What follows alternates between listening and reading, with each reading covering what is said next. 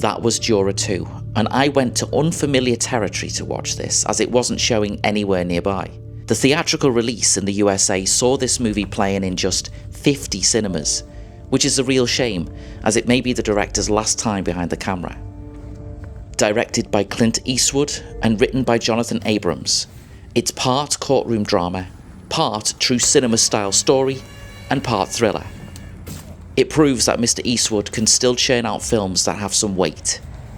From my usual place behind the wheel, let's go through this one and help you decide if it's right for you. What did I think? I've just been to see Juror number 2. And Juror number 2 is directed by Clint Eastwood. You know, Clint Eastwood is like 3, maybe 400 years old.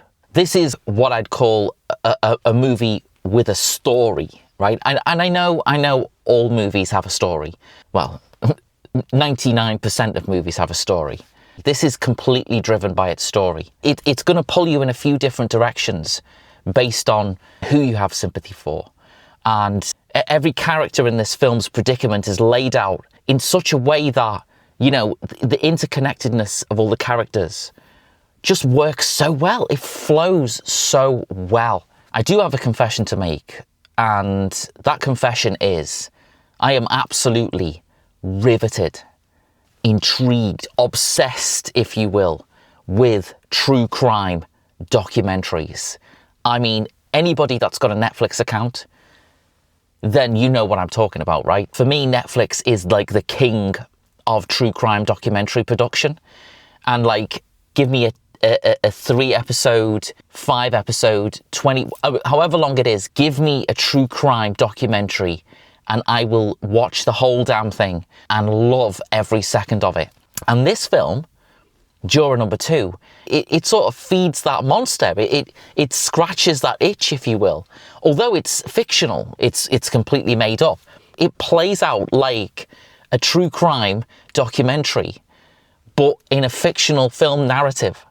And I don't mean that it's filmed like a documentary or anything. It doesn't play any of those tricks. It's just like a regular movie. Widescreen, cinematography, lighting, beautiful, great acting, all of that stuff is normal.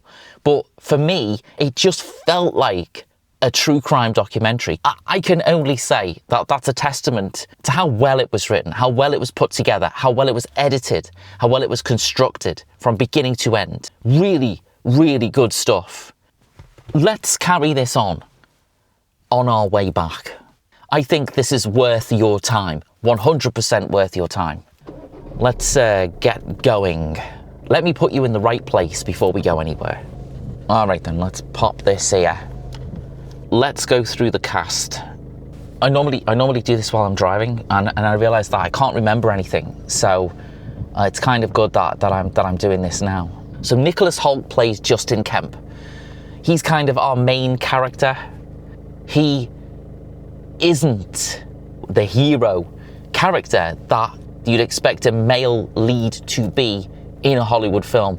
We're already tipping ourselves into unfamiliar territory here. Then we've got one of the greatest actors to walk the face of the earth. Toni Collette is just amazing in everything she's in, and she's also amazing in this. She plays a prosecutor. She does what a prosecutor is supposed to do and plays that role absolutely perfectly.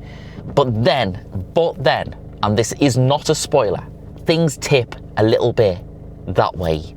And, you know, well, that's all I'm going to say. No spoilers, it's fine. But she plays the prosecutor, and she's incredible. As always, she's incredible. And a role by, you know, J.K. Simmons. Oh my God. What a role. What an actor. What a legend. Just incredible stuff. Unfortunately, I don't think he's in this film enough. If there was some way of weaving him into the story till the very end, then I'm going to say we'd be looking at one of my favourite films of the year. J.K. Simmons, amazing. I mean, oh my God, I want to watch a film about his character. Somebody make that. Somebody make that, please. Because I want to see that film. Because wow, amazing stuff. tiny role by Kiefer Sutherland. Blink and you'll miss him. Well, not really, but you know, he's there and he's awesome as always.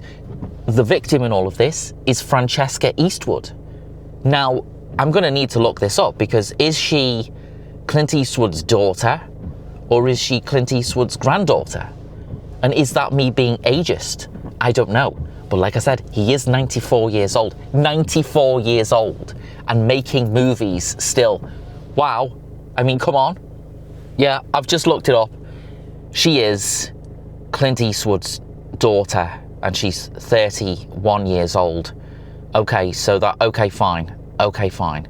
And she's been in, well, you know what? I have not seen her in anything. Or maybe I have. Let me see. What have I missed here? Jersey Boys, okay, I haven't seen that. Final Girl, haven't seen that. Outlaws and Angels, haven't seen that. MFA, The Vault, haven't seen that. Old, I've not seen Old. I haven't seen Old. I haven't seen Old. Oh my God, I need to see Old because I haven't seen that. That's a Shyamalan, isn't it? I haven't seen that movie. And I suppose lastly, we mentioned Chris Facina as Eric Resnick, the defense attorney or the public defender or whatever they call them in the USA. Awesome. A public defender who gives a shit. And that's a good thing for this particular story. But anyway, let's get out of here and go back and have a think about Juror number 2. Juror #2? Juror number 2, whatever. In a nutshell, this was just a great movie. I mean, Clint Eastwood is Hollywood royalty. That just goes without saying. He's Hollywood royalty at this point. And he is so good at crafting movies that have a mass appeal. But not a mass appeal as in like a big, you know, the studio fodder kind of thing. I mean, they've got a mass appeal. I think anybody could probably watch this. It's rated 15, I think. So obviously, you know, it's a little bit grown up. Oh my gosh, it's fire engines and shit. Look at that. Fire engines and shit everywhere. Oh no, there's bad things happen there. That's not good. That's not good at all. It is a really interesting and entertaining piece of work, this. There's nothing that is wrong with it at all. It's telling an A to B to C story, and it's letting you absorb it all, and it's letting you go along for the ride. Clint Eastwood is old school, and what I mean by old school is that old school Hollywood, you know?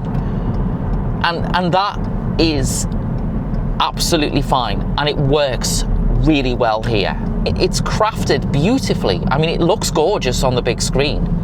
It really does. And the performances, even people with a tiny part, have got a fully fleshed out character, you know? Everybody. And all of that comes together to make one coherent and, for the most part, exciting movie. The way that Nicholas Hoult plays the character, he comes across and he plays the character in a kind of sympathetic way.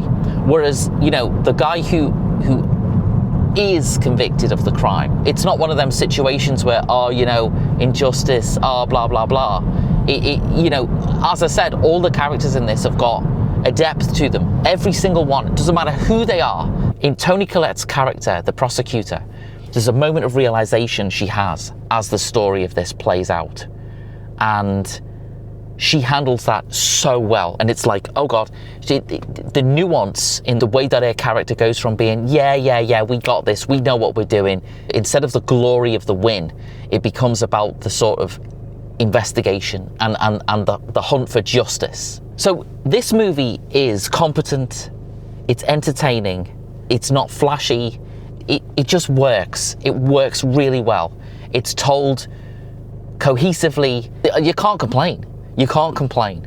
Maybe you can complain. If you want to complain, tell me in the comments why this is not good. Because completely the opposite of Megalopolis, where I'm like, tell me why I should like it. Why should I not like Juror 2? Because I did. I enjoyed Juror 2. So let's carry on and conclude this review.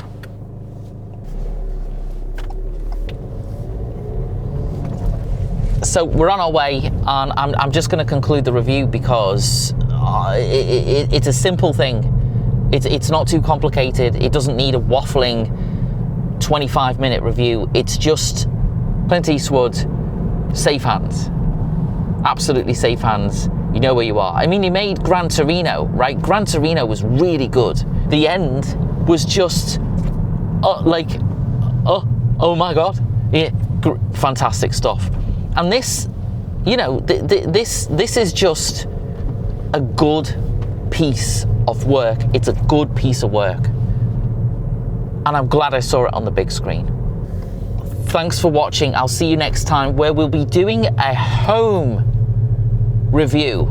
We will be sitting down and making ourselves watch Joker Folie à Deux. I have not seen it yet, so I'm going to do it. I'm going to do a review of Joker Folie à Deux. I don't know what to expect. I know I've heard good and bad things about it, so let's see what happens. But in the meantime, thanks for watching. Like and subscribe. Leave a thumbs up. Goodbye.